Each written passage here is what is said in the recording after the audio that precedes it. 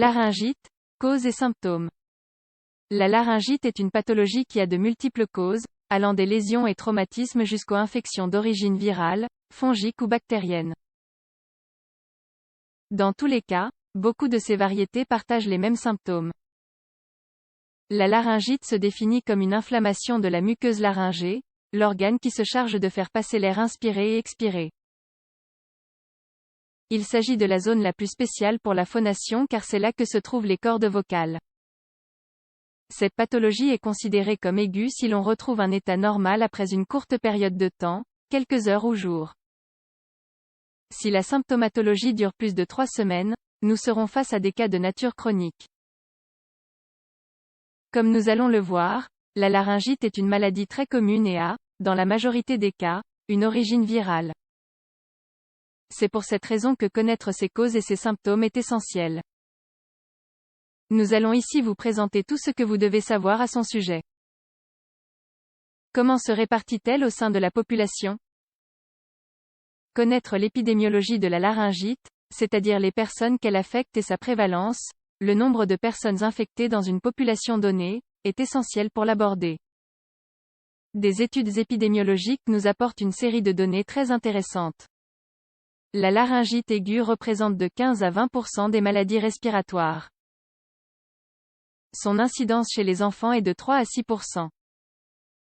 Cela veut dire qu'environ 6 enfants de moins de 6 ans sur 100 souffrent de cette maladie à un moment donné.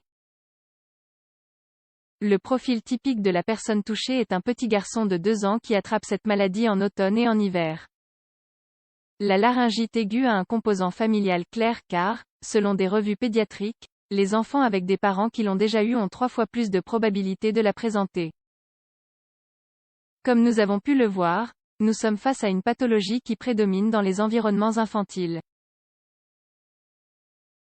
Ceci est dû au fait que, jusqu'à 6 ans, les enfants ont une glotte plus haute et des tissus sous-muqueux plus relâchés et moins fibreux. Or, ces facteurs prédisposent à l'infection. Causes et symptômes. Les recherches signalent plusieurs causes qui peuvent provoquer la laryngite au sein de la population. Les voici. Infectieuse, à cause de virus, rhume, grippe, herpès, bactéries, mycoplasma, diphtérie, ou champignons, candidose ou aspergillose. Non infectieuse, la laryngite provient ici d'allergies, de traumatismes, de médicaments ou de troubles auto-immuns. Laryngite virale. Selon des études, les virus parainfluenza 1, 2 et 3 sont responsables de 65% des cas. Les virus influenza A et B, qui produisent la grippe, et différents types d'adénovirus sont aussi des agents responsables. Ces agents pathogènes s'associent à une infection des voies respiratoires supérieures, donnant lieu à des manifestations cliniques typiques de la grippe. En voici quelques-unes. Fièvre. Gorge sèche et douloureuse. Dysphagie, c'est-à-dire des difficultés à avaler. Difficulté à respirer et présence de toux continue. Inflammation des ganglions lymphatiques dans le cou. Douleur d'oreille. Ces symptômes dérivent, en partie, de l'inflammation de la muqueuse pharyngée qui est rouge et œdémateuse, c'est-à-dire avec une accumulation de liquide extracellulaire. Le traitement se base sur le repos vocal du patient et sur l'application d'antithermiques et d'analgésiques. Dans les cas aigus, cette maladie disparaît d'elle-même au bout de quelques jours. Le système immunitaire combat l'agent responsable et il n'y a pas de séquelles. Laryngite bactérienne. Les secondes en termes d'importance. Selon différentes sources bibliographiques, cette variante est aussi auto-résolutive et se soigne rapidement, mais ce n'est pas pour cela que nous ne devons pas la mentionner. Les agents responsables les plus communs sont les bactéries du genre Mycoplasma, qui contient plus de 100 espèces différentes. Les symptômes ressemblent beaucoup à ceux mentionnés précédemment: fièvre, toux non productive, douleur au moment d'avaler des aliments et dysphonie, perte du timbre normal de la voix. Dans ces cas, le traitement à suivre se base sur l'utilisation d'antibiotiques. L'érythromycine, la clarithromycine ou l'azithromycine sont des médicaments efficaces pour l'élimination des bactéries dans le larynx. Laryngite non infectieuse. Certains faits provoquant cette maladie peuvent ne pas être d'origine pathogène et ne pas répondre à des micro-organismes mais à l'environnement qui entoure la personne. Par allergie, il s'agit ici de l'inflammation aiguë des cordes vocales et du reste de la muqueuse laryngée après l'inhalation d'agents allergènes. La symptomatologie est alors variable et va du tout sautement à l'obstruction sévère des voies aériennes.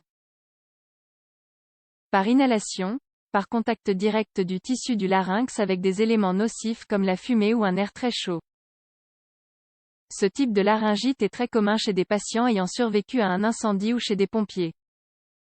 Par trauma ou effort vocal, l'irritation du larynx se produit à cause d'un coup ou d'un effort continu trop important des cordes vocales.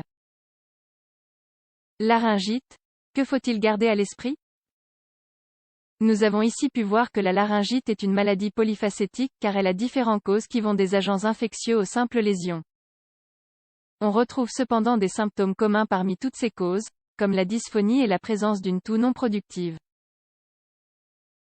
Étant donné que les variantes infectieuses sont les plus communes, elles se transmettent par contact direct ou par inhalation de fluide à travers les secteurs de la population. Elles apparaissent donc avec certains patrons épidémiologiques et c'est pour cela que les pics de laryngite ont lieu en hiver et à l'automne. Ces pathologies respiratoires sont assez habituelles chez les enfants. Il n'est pas nécessaire de s'inquiéter car elles ont tendance à être auto-résolutives. Malgré tout, si les symptômes durent plus de 2 semaines, consulter en urgence son médecin constitue la meilleure option.